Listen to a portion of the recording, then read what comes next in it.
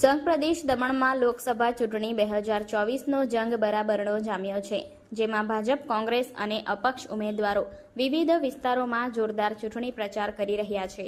જે અંતર્ગત આજે કોંગ્રેસના ઉમેદવાર કેતન પટેલે પોતાના સમર્થકો સાથે નાની દમણ સ્થિત મચ્છી માર્કેટની મુલાકાત લઈને અહીંની મત્સ્ય વિક્રેતા મહિલાઓની રોજિંદાની સમસ્યાઓથી અવગત થયા હતા. મચ્છી માર્કેટમાં બનાવવામાં આવેલ ઊંચા સ્ટોલના કારણે મહિલાઓને બેસવામાં ભારે અવગડતાનો સામનો કરવો પડી રહ્યો છે, જેને નાના કરવાની માંગ સાથે પાલિકા આ સ્ટોલનું 20થી લઈને 100 રૂપિયા સુધીનું ભાડું વસૂલી રહી છે. તે બંધ કરીને ગરીબ મહિલાઓ પાસે માત્ર 1, 2 અથવા 5 રૂપિયા ટોકન રૂપે ભાડું લેવાનું સૂચન કર્યું હતું. આ ઉપરાંત મચ્છી માર્કેટમાં ઘણા સમયથી બંધ પડેલી લિફ્ટને ચાલુ કરવા સહિત લાઇટ અને પીવાના પાણીની સમસ્યાઓનો વહેલી તકે નિકાલ કરવાની માંગ કેતન પટેલે કરી હતી.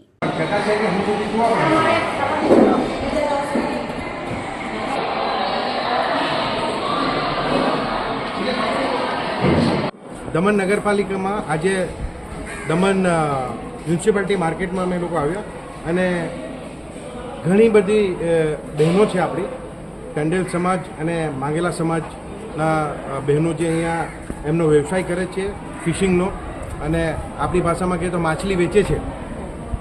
ઘણી બધી સમસ્યાઓ છે. પહેલાં તો તમારા માધ્યમથી હું દમણ નગરપાલિકાને પૂછવા માગું કે આ ભાઈ કયો તમારો આર્કિટેક્ટ હતો કે કયો તમારો અહીંયા ડિઝાઇનર હતો અને કઈ ટાઈપના સ્ટોલ તમે બનાવ્યા. પહેલાં તમારે પબ્લિકને જોવું જોઈએ કે પબ્લિકને કેવી સુવિધા જોઈએ છે. તમે આટલા ઊંચા સ્ટોલ બનાવી દીધા, એમાં કોઈ મચ્છી વેચાય? એટલે પહેલાં તો તમારા માધ્યમથી હું આ દમણ નગરપાલિકાને કહેવા માગું છું કે આ સ્ટોલ પાછા સર્વે કરે અને સ્ટોલ એકદમ નીચા બનાવે, જેથી કે બહેનો પલાઠી વાળીને વેચી શકે. અહીંયા કોઈ ખુરશી મૂકીને ખુરશી બી મૂકે તો આટલો મોટો સ્ટોલ છે, તો આ બહુ ગંભીર સમસ્યા છે. અને વડીલ આપણી બહેનો છે, વડીલ માતાઓ છે અને એ લોકોને વેચવા માટે ઘણો પ્રોબ્લેમ થઈ રહ્યો છે. બીજું અહીંયા જે સમસ્યા છે મોટામાં મોટી દમણ અને નાની દમણ. શું નગરપાલિકા મોટી દમણ અને નાની દમણમાં અલગ છે? મોટી દમણમાં જે રેટ છે એ 20 રૂપિયા, 40 રૂપિયા અને 50 રૂપિયા ડેલીના લે છે. અને અહીંયા નાની દમણમાં એ લોકો લે છે 50 રૂપિયા, 70 રૂપિયા અને 100 રૂપિયા સ્ટોલનો ડેલી. મારું કહેવાનું કે આ તમે કઈ ટાઈપનું કરી રહ્યા છો? સમાંતર હોવું જોઈએ, એક જ ભાવ રાખવું જોઈએ.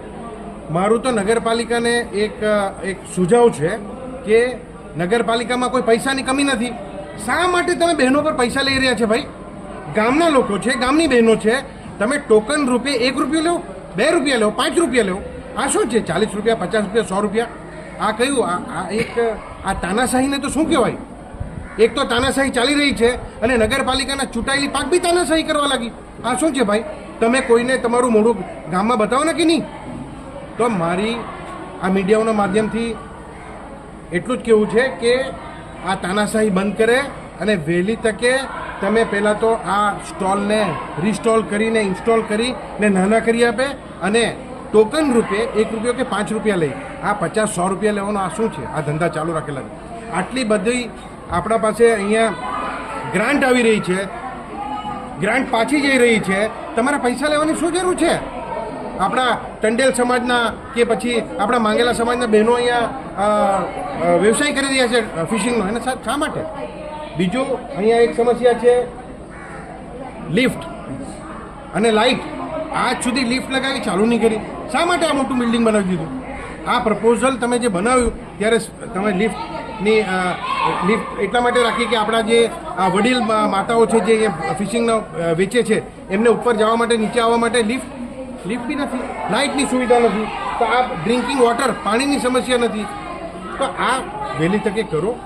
અને હું તો એટલું જ કહું તમારા માધ્યમથી કે આ તાનાશાહી બંધ કરવાનું હવે સમય આવી ગયો છે અને આ તાનાશાહી વહેલી તકે બંધ કરે. હું હાથ જોડીને એટલું જ વિનંતી કરીશ કે 7 તારીખે તમે બહાર નીકળજો અને ઈવીએમમાં કોંગ્રેસને વોટ આપજો. 5 વર્ષ તમે સૂઈ જાજો, મારું કામ છે. આ તાનાશાહી કેમ બંધ કરવાની મને ખબર છે, મને આવડે છે. ઘણા વર્ષોથી બધા જોતા આવ્યા છે અને એવા લોકોને ચૂંટ્યા છે અહીંયા તે કંઈ કરી શકતા નથી. અને એમને જ્યારે પૂછવા જાય તો એમ કહે છે કે મારું ચાલતું નથી. તો શા માટે ભાઈ ઊભી રહ્યા છે? તો આ વળી પાછી એટલું જ કહી તાનાશાહી ભગાવવા માટે એકમાત્ર વિકલ્પ છે અને 7 તારીખ 7 મેના તમારે ઈવીએમ પર બટન દબાવવાનું છે અને કોંગ્રેસ પાર્ટીને વિજય કરો. આ તાનાશાહીને